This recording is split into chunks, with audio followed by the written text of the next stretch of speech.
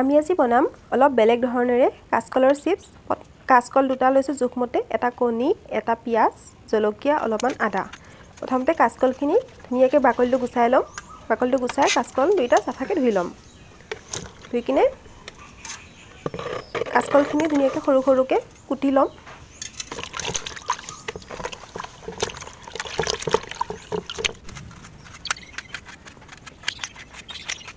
একেটা জোখত কাটিলে ভাল আৰু অকণ পাতলকৈ কাটিব লাগে যাতে বস্তুটো ধুনীয়া খমখমীয়া হয় চিপছৰ নিচিনা।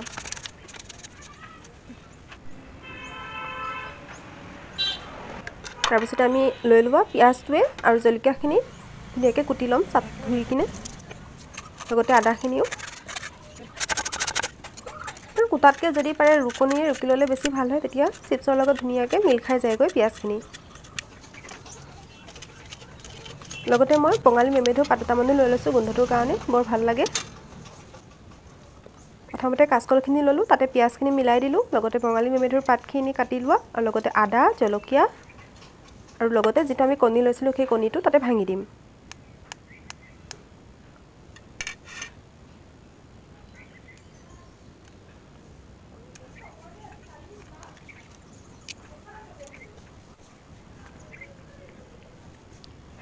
গোটেইখিনি বস্তু আমি ভালদৰে মিলাই ল'ম। তাৰ আগতে ইয়াতে অলপমান হালধি, লগতে জোখমতে নিমখ, অলপমান জালুকৰ গুড়ি দি কিনে দি ল'ম। দি কিনে ধুনীয়াকৈ গোটেইখিনি এটা ডাঙৰ বাচনত লৈ কিনে মিলাই ল'ম। মোৰ কাঁহীখনত সানিবলৈ অসুবিধা হোৱাৰ কাৰণে মই নদিয়া এখন লৈ ল'লোঁ। কণীখিনি দিয়াৰ পাছত যদিহে আকৌ জুলীয়া যেন অনুভৱ কৰে তেতিয়া অলপমান আটা নহ'লে অলপ পিঠাগুড়ি মিলাই ল'ব পাৰে। কেৰাহীটো গৰম কৰি তাতে তেল অলপমান দিম। প্ৰথমতে এটুকুৰো দি চাম তেলখিনি গৰম হৈছে নে আৰু লগতে নিমখ হৈছে নে চাই ল'ম এটুকুৰ দি কিনে। যদিহে চব ঠিকে থাকে তেনেহ'লে এটুকুৰকৈ গোটেইখিনি কাটা কাচকলখিনি ধুনীয়াকৈ দি দিম।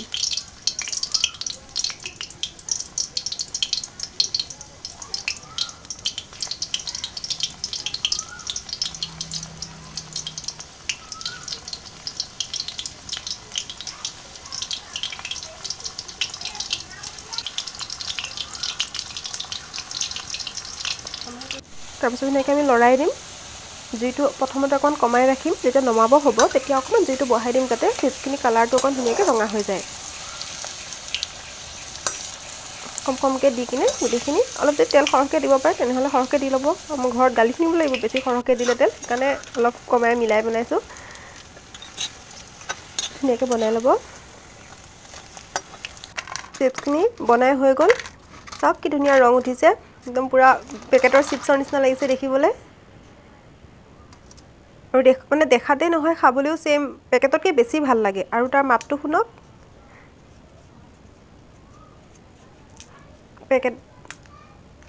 পেকেটতকৈ বেছি ধুনীয়া খমখমীয়া হয়। লগতে আপোনালোকে নিজেও বনাই খাব পাৰে, লগতে সৰু ল'ৰা ছোৱালী আছে যদি আৰু ভাল কথা, সিহঁতক বনাই খুৱাব। পেকেটৰ চিপছ ইমানো বেছি স্বাস্থ্যৰ কাৰণে ভাল নহয়। আৰু ভিডিঅ'টো চাই কেনেকুৱা পালে কমেণ্ট কৰি জনাব আৰু নিজে বনাই খাই চাব কেনেকুৱা লাগে সেইটো ক'ব। আৰু এনেকুৱা ধৰণৰ ভিডিঅ' পাবলৈ চেনেলটো ছাবস্ক্ৰাইব কৰিব নাপাহৰিব আৰু লগতে চেনেলটো শ্বেয়াৰ কৰি দিব যাতে বেলেগেও খাই সুস্বাস্থ্য হৈ থাকে। ধন্যবাদ।